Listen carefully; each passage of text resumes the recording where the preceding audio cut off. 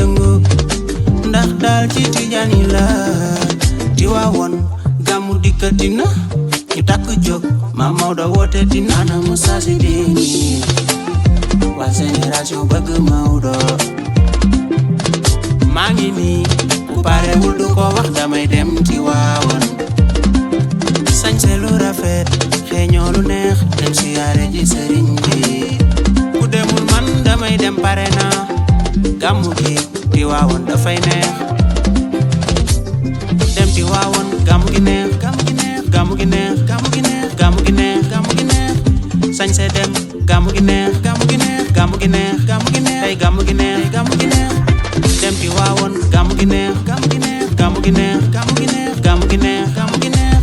sañse dem gàmmu gi neex gàmmu gi neex gàmmu gi neex gàmmu gi neex tey gàmmu gi neex gàmmu gi neex saa yu gàmmu gi ñëwee dëkk bi yëngu ndax daal ci Tijaan yi la paas dem lay def siyaare ji sëñ bi dem ñaan jàmm man dama am paas dem siyaare ji sëñ bi paas dem lay def dem ñaan jàmm siyaare ji sëñ bi man dama am paas dem siyaare ji sëñ bi